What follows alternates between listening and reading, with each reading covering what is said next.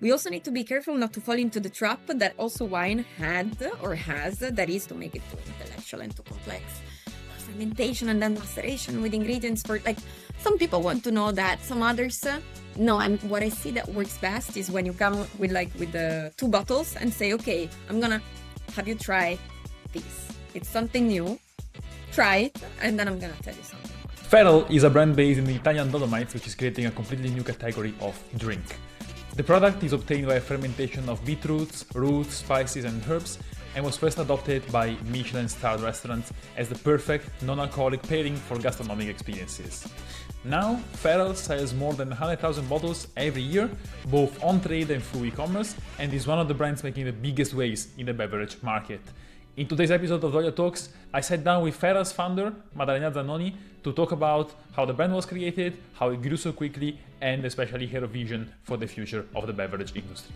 This episode was a true masterclass on brand building, but it was also one of the clearest insights I've ever got on the present and the future of the drinks business. So I really think you don't want to miss this one. But listeners, before you jump in, if you enjoy this show, if you think it has value for you, if it's teaching you something, consider subscribing on Spotify or YouTube or wherever you're listening to it, because it's the easiest way in which you can support us and help us bring new amazing guests in the coming episodes. So let's jump in and enjoy the show.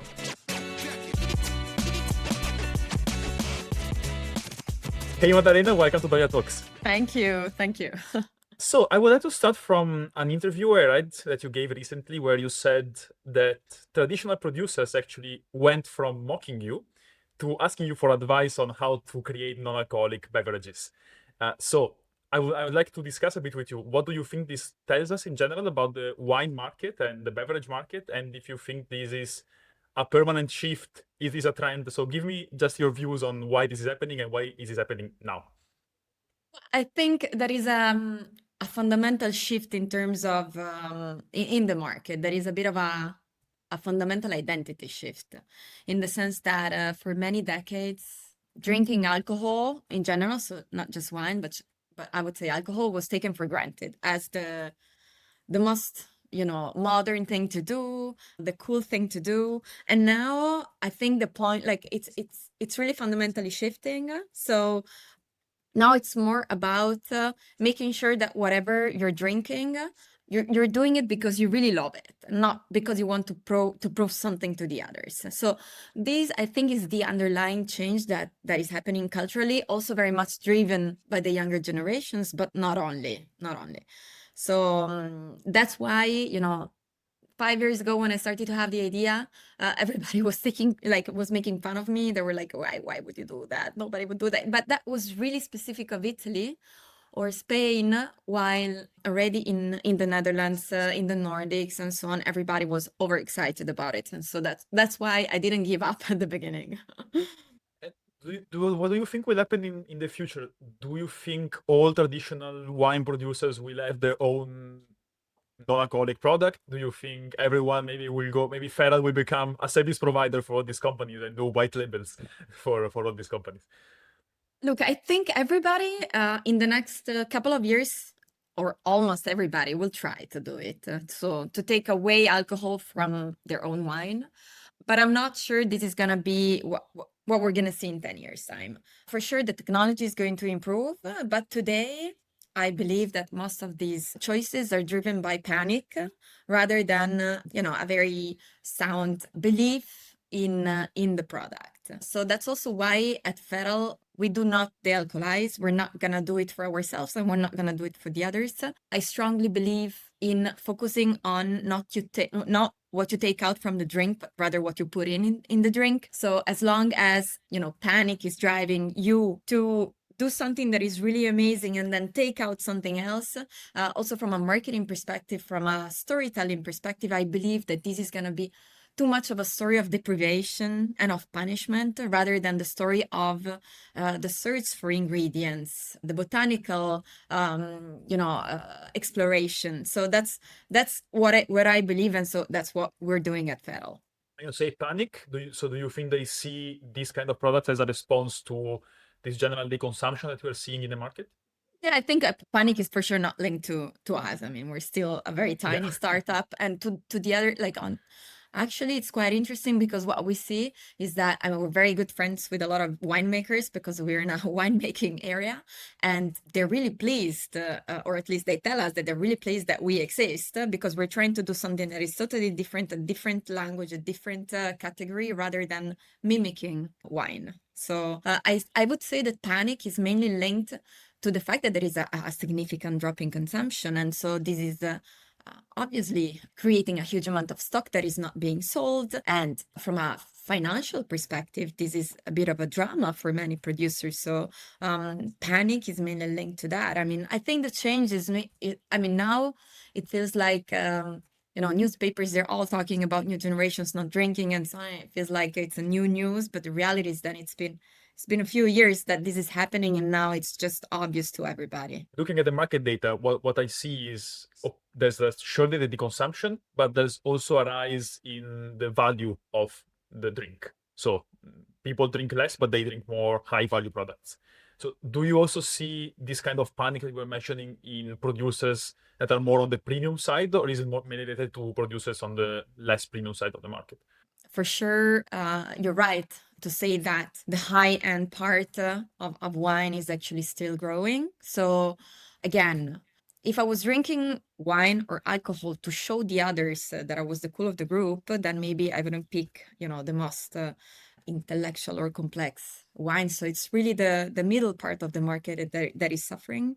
So no, I don't think that the panic is really widespread in the market, and that's why I would actually say that I would rather focus in their shoes. I would rather focus on doing even better what I'm good at doing, rather than making cheap wine, let's say, and taking out the alcohol. It's gonna be a cheap de-alcoholized wine. I'm not sure this is the answer. It's a shortcut, but I'm not sure I would go for that. There's probably, I would say, even I think there's a huge branding and marketing issue in the world of wine. Okay, the quality, of course, is important, but then why I, as a young consumer, maybe not as young consumer, I go and choose a product like yours or another new brand is probably also because I'm looking for something new. That is not necessarily because it's non-alcoholic, but it's because it's something new. Exactly. It's new, it's interesting. It's the novelty, but it's also, what we try to do at least is to talk about the exploration of taste. So we have the freedom to choose our ingredients. So within this freedom, it's good and bad like everything. But within this freedom, we chose to go for a bit unusual ingredients so that we can give you not just a nice drink, but also something more than that.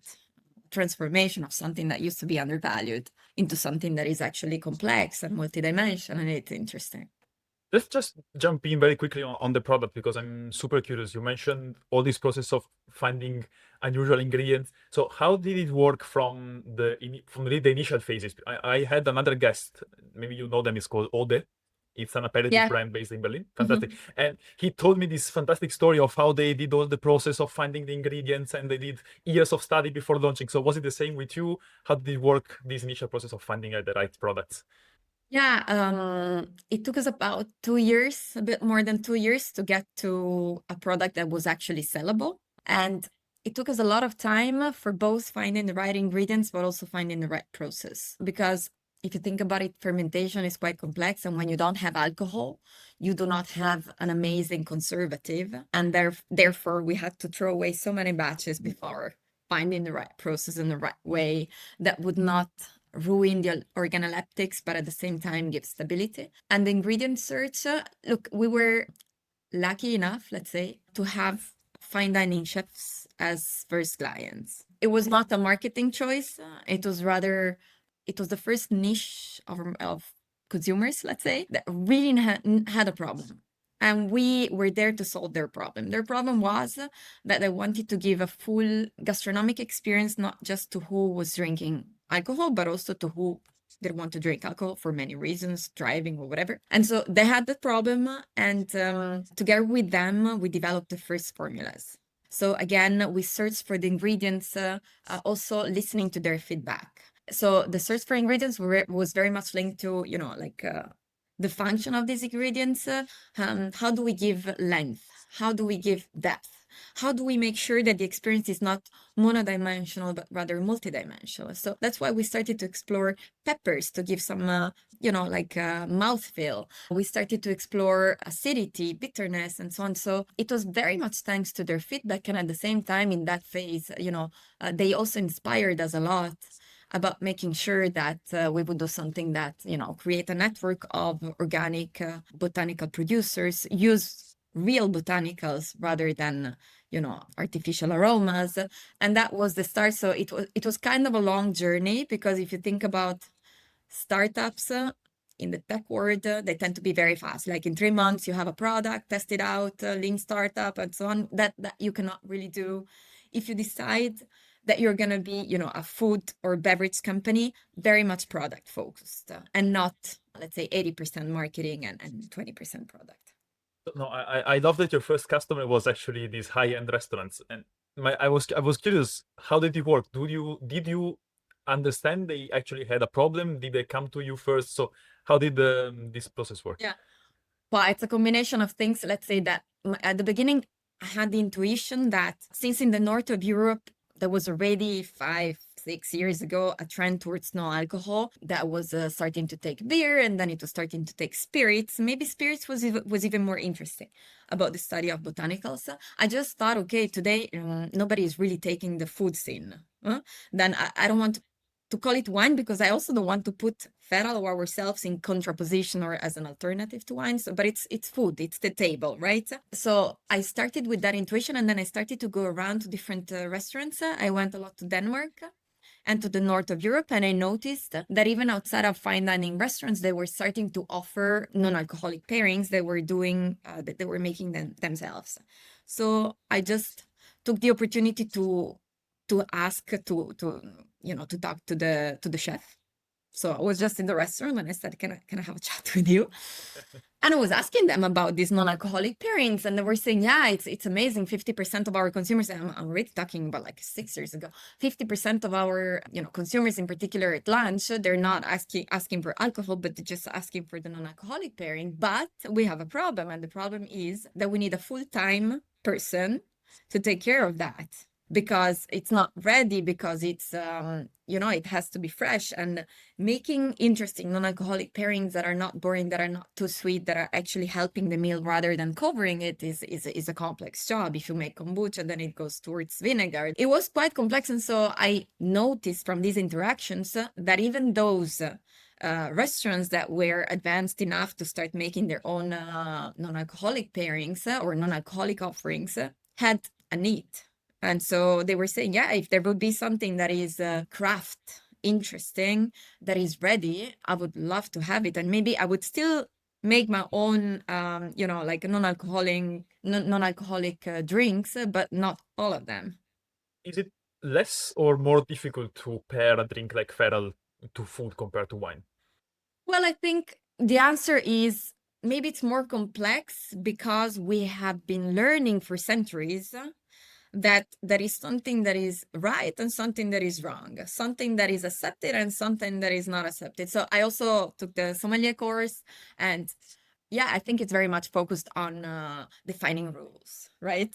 So to some extent, because we're so used to the pairing with wine, I do believe that it's easier to communicate pairing with wine. But on the other side, in this specific moment in history that we're going through a fundamental shift, as people, let's say, diminish their consumption of alcohol, but they love the ritual, they love the socialization, they love, to open a bottle and share it on a nice table. So that's where we can actually get in.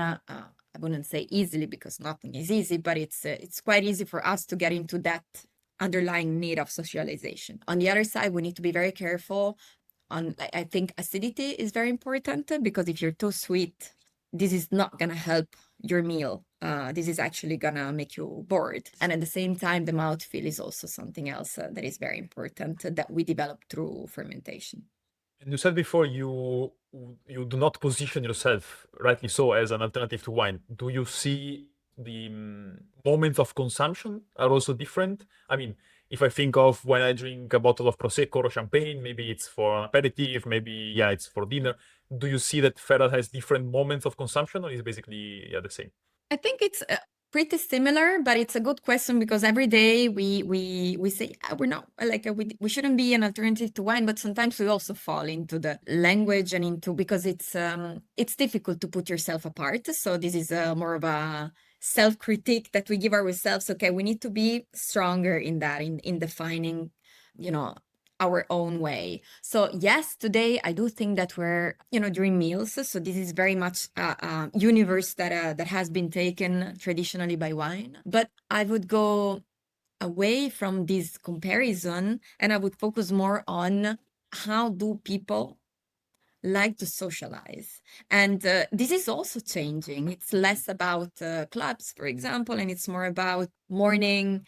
Even they do, morning meetings, or they call it matinee, or they call it tardeo. That is, instead of meeting after dinner, they meet before dinner. So I think the real answer for us, the real question for us is to understand people, how they like to socialize. Do they do it in the morning?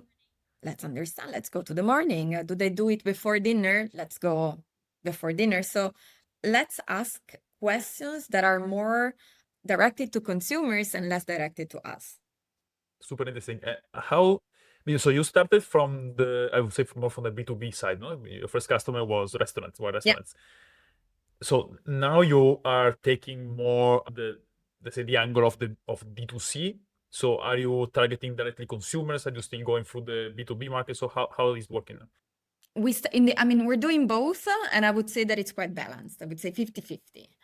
The direct to consumer part, so that we do mainly with e-commerce, was a big surprise, like a positive surprise to me, because at the beginning, I was very afraid to be too complex to be explained. And so I really wanted to get the help of, waiters and sommeliers and so on, because when you go for a gastronomic experience, I'm already part of that. And so I don't need to over explain that I'm not wine, but I'm not a kombucha, but I'm not just a juice, but I'm not like, it's quite complex. And I think it's still something we need to improve. So to define what is our name, what we are. But at a certain point, we thought, okay, let's try to do some content online in Instagram mainly, and talk directly to consumers and see what happens. And in 2 months, we doubled the business, and that was an incredible surprise, because on e-commerce, you need to buy typically a box of 4 to 5 bottles, because otherwise transportation cost is really too high. That are big bottles of lacto-fermented white beet with peppers and hops and roots. I mean, it's interesting, but like paying 60 euros to get something that you have no clue what it's going to taste like is quite brave, I think. And but the market was really ready for that. And I was quite impressed by the overall result, and it's still incredible. And I'm really impressed by Italy, because at the beginning I was very afraid of Italy. I was just focusing on the north of Europe, because obviously when you have a startup, you need to also make sure that you focus your limited resources on those consumers and markets that are already ready, because otherwise you finish everything, and then you don't have time for, or resources to explore Italy, for example. That at the beginning was we could see that they were mocking us. But the moment that we opened e-commerce, Italy is by far our biggest market. So what it tells me is that also Italians are curious and interested to try something new. Maybe we just need to find the right language to get there. Would like just to go back a bit to the beginning of the story, because there are some things you said that actually I'm asking myself a question. So you said we were surprised by the response of the market. You said it's very difficult to define this product. How did you get the idea? I mean, how did you realize actually this was worth pursuing, this was worth investing in, if you still are having been surprised? Yeah, the first year we were producing in a Thermomix, what in Italy we call bimbi. So our tools were a bimbi, a roner, and the fridge. So with that, you can actually ferment, you can do whatever you want. And so obviously the investment was time, was like very limited resources, and had an ex-colleague who was helping me to develop the first microbiological, like the product, because I'm not a product person. I studied other things, so I really needed help for that. So I realized that it could be more than a hobby when I actually started to knock at the doors of the different restaurants, Michelin stars, and also some just, explorative restaurants in Belgium. I used to live in Belgium a lot. And so I went a lot to Flanders, to Brussels, and also to the Netherlands. And they were asking me to buy it. It was horrible to see. It didn't have a brand name. It didn't have a bottle. I was writing with the Uniposca feral on the bottle, and I was, with a brush, I was kind of making something that would pretend to be, like a brand. I didn't have a label. I didn't have anything. I didn't have a price, nothing. But they wanted to buy it. So I thought, okay, I mean, maybe there is something interesting. So that's where I started to make the first investment of the first, machinery that would make me do 100 liters instead of one, in a way that would be legal, let's say. And so, that was the first one. We did the first, batches. We were bottling with family and friends at night after work. And then we started to sell. It was not huge, sales, but 100% were returning. So like the few first, I don't know, let's say 30 clients. So it was just activated. They were activated by me. They were all rebuying and rebuying and rebuying. They were saying, yeah, I mean, we love it. So voila. Was a process. Yes. I think your first branding with the Uniposca was probably better than 90% of traditional wine brands. Yeah. There is still a client in Antwerp who's asking me to make the handwritten Uniposca. So I love went it. there with the family, and I had to sign the bottles. So it's Well, funny, yes. you know the guys at Sodamore, the brand from Yes, Argentina. yes. They did the partnership with Uniposca. It was great. Oh yeah, you see, it's a pattern then. They made a white label with and the Uniposca in the box, so Yeah. people could write whatever Yeah. they wanted. I loved it. Nice. So let's go back a bit to we were speaking about B2C before. Did you have a chance, or did you manage actually to understand what your typical customer look like? Because before you were mentioning it's not always young people. Do you have an idea of who's the prototype customer of a drink? Yeah. Yeah, look, today I wouldn't say that the majority of our consumers are under 30. No, it would be over 30. It's so today what we see is that, first of all, the split between men and women is totally even. And so this is a first indication. Then it's a bit more in the north of Europe, but Italy would be about 40%. And then in terms of the target per se, what we see is that today, I would call it still the early days in the startup, because we're the third year in the market. The real driver, whether you're, man or women or young or old, it's very much about curiosity. This curiosity for sure has an underlying search for a healthier lifestyle.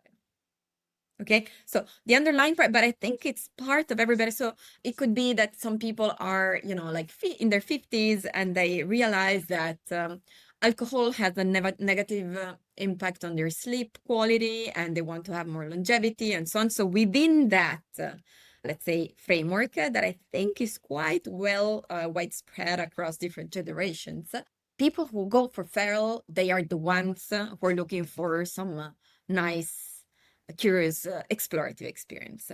Because if you don't have that, you just go for water. I mean, then younger generation, I would say that it's less maybe about health. So of course, it's more mental health. So it's less about the physical health and the longevity, and it's more about, I want to be sharp. I don't want to lose control. And I don't need to show the others that I'm the cool kid by drinking alcohol. But obviously, if you want to go for feral, and also the price point is quite high for younger generations, you do it because you think it's really interesting. You want to try something fundamentally new. And I will say, I'm seeing with my group of friends, it's probably cooler when I propose them some of these brands like Fera, like some other non-alcoholic aperitifs, they're Yeah. more curious about that than if I tell them, oh, look, I brought this wine from Spain. Yeah, it's always the same. But if you bring, it's true. yeah. Yeah, I'm gonna let you try something. Yeah, exactly. Actually, going back to the point about what is the name of the category, how do we explain it? We also need to be careful not to fall into the trap that also wine had or has, that is to over technical descriptions and to make it too intellectual and too complex. Fermentation and then maceration with ingredients for, like, some people want to know that, some others No, what I see that works best is when you come with the two bottles and say, okay, I'm gonna have you try this. It's something new. Try it, and then I'm gonna tell you something more. So it's really about the surprise of the exploration of something different. I think it's fun. I love it. And how actually do you tell all, because I'm thinking again of restaurants. How do you ensure that in restaurants all of these things, all this story is actually told in the right way? Because if I speak with winemakers, they often tell me one of the main challenges is actually aligning your story with sommeliers and people that sell your wine in a restaurant. So is it the same for you, or do you see it's easier to sell a product like Feral and to present and tell the story of a product like Feral, or do you have the same challenge? I would turn it around. I'm actually very curious to go to restaurants and not introduce myself and see how they explain it, because probably I have more to learn than to tell.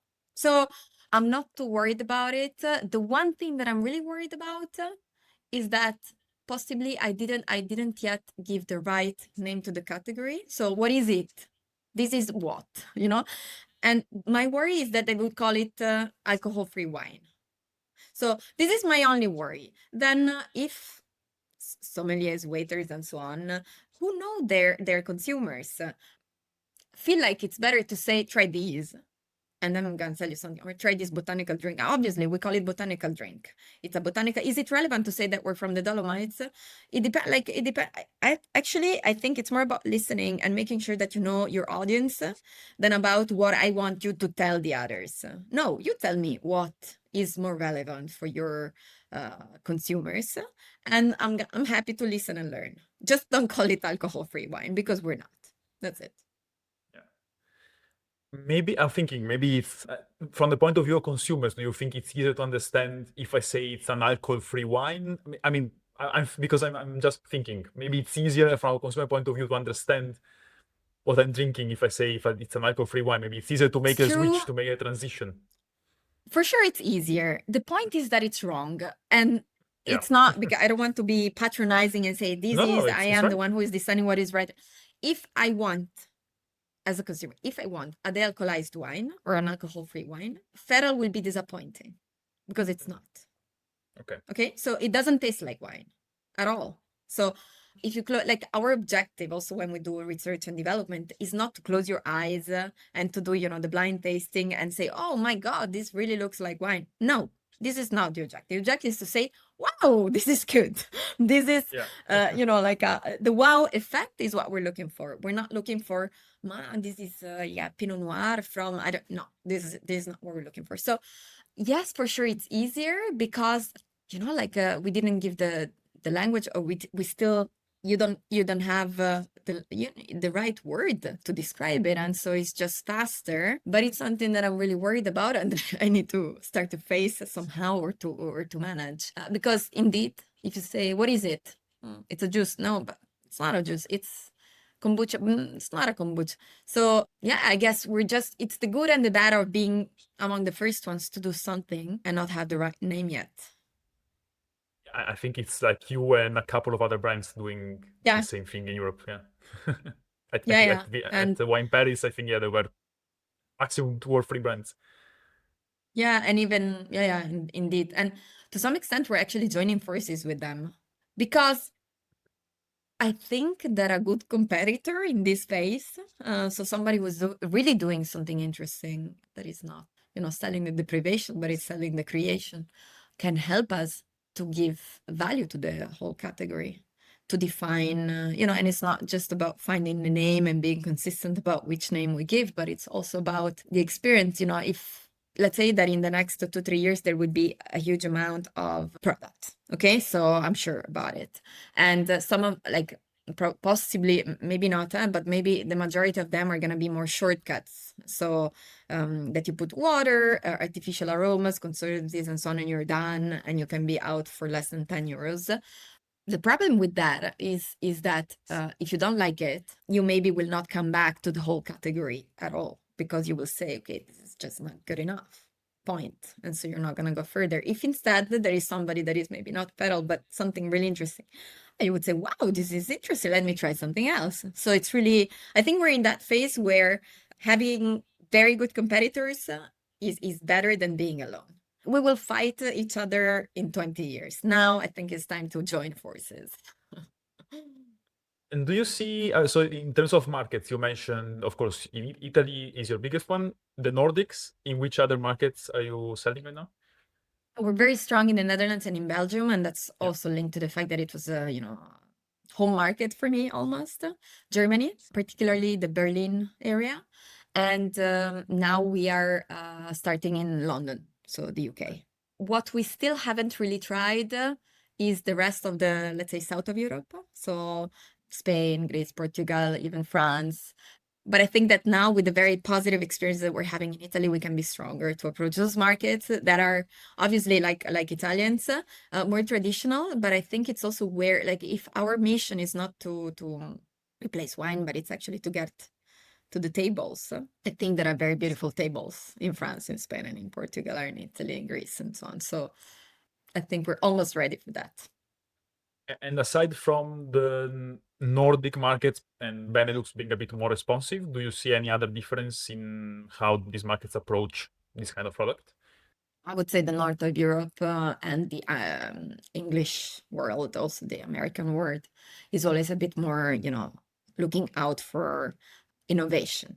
While the south of Europe, with also the positive side of it, is much more into tradition. So I think this is also reflected in this. But once the south is opening up, then it becomes a fundamentally loyal market. So this, I think, we tend to be maybe a bit judgmental about, again, what is right or wrong. I mean, I'm Italian. I lived a lot abroad, and I came back and I noticed how much we judge. We're like, okay, cappuccino, this and that. Like, we're a population that tends to be, very judgmental about what is beautiful and what is ugly, what is accepted, what is not, what is stylish and what is not. So it's a tough game, but once you get in, you're in. What about like overseas markets? Like I'm thinking a product like Feral in countries like Saudi Arabia, the United Uh-huh. Arab Emirates, where actually alcohol is not that predominant like in Europe, might be actually a super interesting product.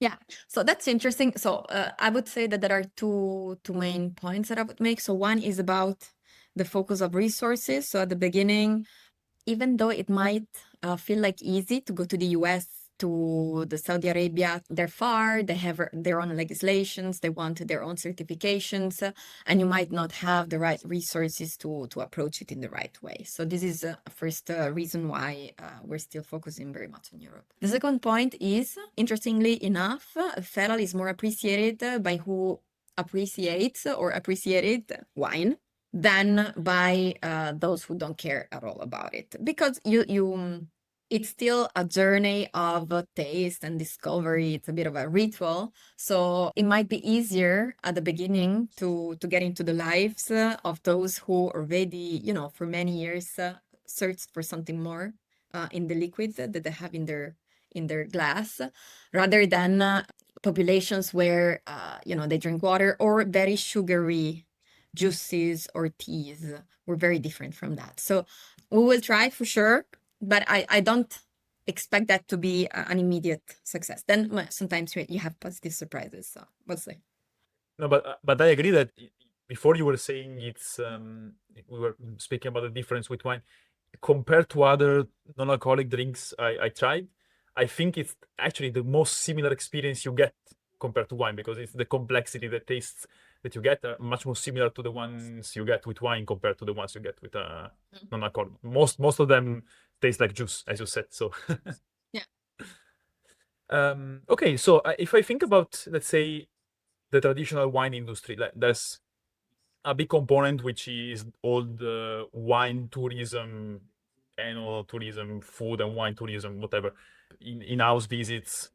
Do you think that might make sense for a company like you to have this kind of experiences? Do you already do them? Because I'm thinking also in terms of, how can I say, sensibilization of the customer and creating like this, the narrative. It might also make sense to have this kind of events, this kind of initiatives. So have you already experimented with them? I mean, I think it makes total sense. We're also very privileged because we have our fermenteria in Trentino that is surrounded by mountains. It's a beautiful place. People come here on holiday. And until today we didn't really do it because, again, I focused all of the Yeah. resources that we had on fixing the production. But right now we're restructuring the second floor that was totally broken, to make a tasting room. So I do fundamentally believe that if what we want to give is an experience, we need to get the chance to provide that experience also where we live and where we work. So it was just a matter of finding the right time to do it. I think it's going to be ready by summer, and we would like to have an experience that is also going through perfumes, so like the nose, the understanding and the trial of different extracts. Yeah, I'm actually looking forward to that phase as well. I love it. And I agree that you need to find the way to make it a bit different. I was speaking Yeah. with the marketing manager from a big Italian winery in Chianti, and she was saying every wine experience is the same. You go there, you book in advance, you taste 5 wines, you go away. So Yeah, it has to. So the way we're designing it, I mean, it's still not finished, but it's really a bit of a path through the different botanicals. So where you first go through, the different senses, so the nose, but also you go through, a sort of a mycelium path, and then it's not just about tasting. Maybe to some extent about mixing yourself something and seeing what happens, understanding the concept of different kind of acids. Yeah. So again, I'm happy to get advice. So if you want to come over and give us, your opinion, you will be very definitely invited. that's for And sure. looking forward to that. That's for sure. That's for sure. And have you ever thought about, in terms of loyalty programs, there's the wine club conception? Have you already something in place like that? Are you thinking about Yeah, launching we something do. similar? Okay. Again, that was one of the good surprises. So last year we launched a subscription model that is called the Nice. Unlabeled. Yeah, we had about 100 places, and they were sold out in 2 weeks. So basically what it is, it's quite interesting because we decided to call it Unlabeled because the objective is to get people to try things that never get the chance to get out in the market. Okay, so almost, like every month we have a club, the internal club that we call Clubs Manettoni, so just Italians will understand what it means. So it's about getting together and trying different extracts, and like it's about creativity. It's fun, and we really get some really interesting products that are maybe never gonna go out. They're just gonna be, wow, this is interesting. Oh, this is smoky and so on, but maybe they're a bit over the top, to be for the market. So we said, okay, if you want to get access to these unlabeled products that don't have a label, that don't have a name, they maybe will never have a label or a name, subscribe. We're going to send you every 3 months a box of these products, and then we connect in a call also together with us, and we get feedback, and we rework them on the basis of your feedback. And it was quite impressive. Like, people, they love to connect to this call like on a Thursday night, and they're like, Wow. yeah, I would do this, and my uncle said that. And it's really exciting, and it's not a real subscription model, so it's not like it's a bit of a more feral one. So it's again the concept of community, but in a feral way that is not the wine way. So I think this is the path that we should keep exploring. So if we are about exploration of these different things, this is what we should do in every touch point that we have. I think these kind of products have a potential of creating this strong community. I mean, it's Yeah. compared to wine brands, you really have fans. You don't have customers. It's Yeah. advocates. That's the strong ability, I think, of these brands. Yeah. Yeah, it's amazing, and they tell us, yeah, can I sell for you? Can I buy? Wow. And then I'm like, okay, yeah. I mean, of course, you can whatever. It's fun, and the nice thing is also, as a startup, it's tough. I mean, you don't see it from outside because we're always smiling on Instagram, but it's ups and downs, and it's a roller coaster, and sometimes fermentation doesn't work, and it's very intense. Like now we are we've been working for 3 years, and at the beginning you don't see the light. So it's really nice that we do something like this that is actually giving us energy as well. We're all gastro lovers or gastro nerds in different levels. Even just the connection to chefs and to events is really something that is giving us energy. So for me, as responsible for the team, I'm also trying to make sure that we have projects that whether they will have a return on investment or not, I don't know. Is it scalable? Like the unlabeled? No, it's not scalable. I mean, it's really difficult to make it in the end. But it is giving us energy, and this is something we need as a team as well. It shouldn't even be scalable. I mean, it's how it's supposed to work. Yeah. Exactly. It was a total mess to do the. We were like, oh my God, for 100 clients, but in the end, they're not just clients; they're part of us. So fine, we're gonna go through the pain with them. And I was curious about those. I know you have another startup which is called Dream Farm, which is basically doing what Feral is doing, but in the food industry. Correct. Can you maybe tell us a couple of words on Dream Farm? But I would be more curious about, are you learning something from both experiences that you're applying to each other? Is it something from the food industry that you're applying to Feral and vice versa? Look, Dream Farm, that is doing almond-based, let's say, fresh cheese, and we cannot call it cheese, but it's indeed just like wine. A reinvention of like familiar to ricottas and mozzarellas and so on. To some extent, Dream Farm is a bit of more of a continuation of what I used to do before, because before I was working for Alpro, so I was quite familiar with the dynamics of plant-based and so on, and the channel for Dream Farm is much more scalable. It's mainstream, and from the very first moment, it was about retail, and it was really quite interesting also for me to start up the whole commercial conversations with the most important retailers in Europe. But there are some similarities, but also they're very different in terms of positioning and in terms of the way we get to the market. What I find really interesting, because I love sales as a discipline in terms of connection to people.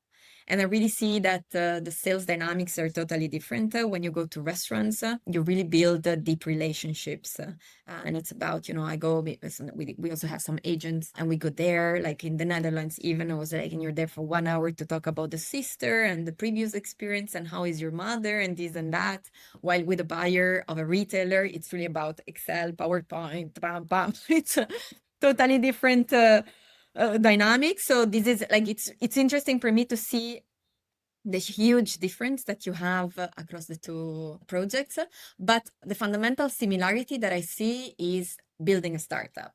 It's more about that. Then I'm much more operational on Feral. So Dream Pharma, I am a founding partner. I had the idea, but then there is a CEO, there is a team in Parma. So, like they're great, and I don't want to take the merit for what they're doing.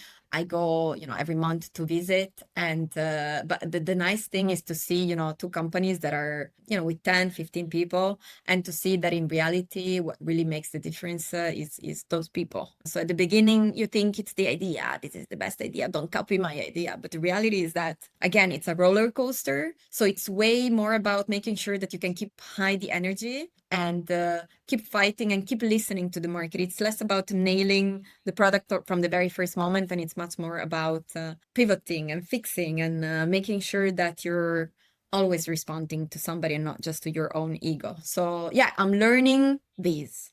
So I would like to move up towards the conclusion of the interview. I have this section which I call Quickfire, where basically I ask you 5 or 6 questions, and I would like you to answer in as less words and phrases as you can. So very quick question, very quick answers. So I will try. We are both Italian, so I can understand it. Yeah. With French and Italian people, it's not easy to do this section, but it's okay. You can cut afterwards. Exactly. So the first would be, if you could give us 3 things that a traditional winemaker can learn from Feral. Yeah. Okay. Can I make an introduction about the fact that I don't feel like arrogant to say, okay, you need to learn something from me. So like I'm very much inspired also by what they're doing. Don't scare people. Focus more on listening than on the precision of the technicalities that you want people to tell, and talk more about what you have than what about what you take out. So it's February 2036, so 10 years from today. What happened to Feral and what happened to the beverage market? The beverage market is fundamentally different. So there are really a lot of interesting alternatives. The back one started and then exited. And we are recognized as the first ones who did something really amazing. Feral in the future, do you see it more as a, let's say, niche product as it is today in some way, or do you see it as a really mass market product? I see both. Just like I often make the example of Salomon or North Face. They have the Summit series that is actually for those 20 people who go to the Everest, and that is actually bringing up the R&D department and the research, and it's very aspirational, but it's also forward thinking. But at the same time, you still have a jacket that you can use to go, to run the park. And I would love to be able to do both in a very single-minded way. So instead of being in the middle and being a bit of this and a bit of that, I would prefer to have two pillars where one is more accessible and really focusing on making sure that people can get to Feral even when they don't have the chance to go to Michelin-starred restaurant. And on the other side, I want to really bring the exploration to the next level. Let's try and give free suggestions, free tips to a young entrepreneur just like you who wants to start their own beverage brand. Thank you for the young. I would say to be obsessed by the product, first of all, because if you're not Campari, Coca-Cola, or whatever, the marketing game, yeah, it can be nice at the beginning because you have a nice young face, but it has short legs. So obsession over the product, a product superiority or product, yeah, an obsession over the consumer, so their feedback. And then the distribution part. So be careful not to be too fast in falling into the temptation to go everywhere. You need to go to the right places. Two last questions. The first one is, you wake up tomorrow and you discover your grandfather had a very big winery in France and you inherited it. Which are the first three things you do? You cannot sell it. I cannot sell it all. No. I said. I know it's I often the first answer they give me. So now I'm putting this. I studied business, so that would look. I think we all need to do what we're good at. So I don't think I'm good at making wine. I think I would make a botanical garden. Okay.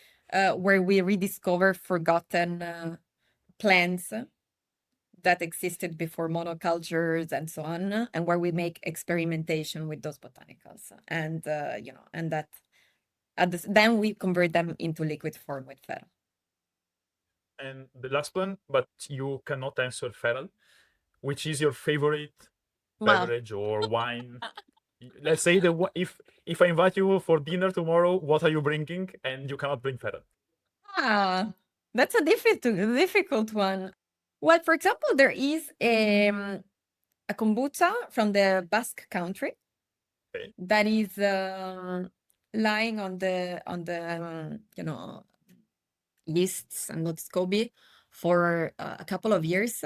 That is a spin-off, like it's a small company that is a spin-off of the Mugaritz restaurant. And every time that I go to the Basque country, that, by the way, for me is one of the best places in the world. I always try them. So I would bring a kombucha, but not for the microbiome, like not for the functional part, but for the interesting piece of the evolution of these yeasts. Fantastic. Maddalena, it was a fantastic conversation. Thank you for being on the show. Thanks to you. Bye.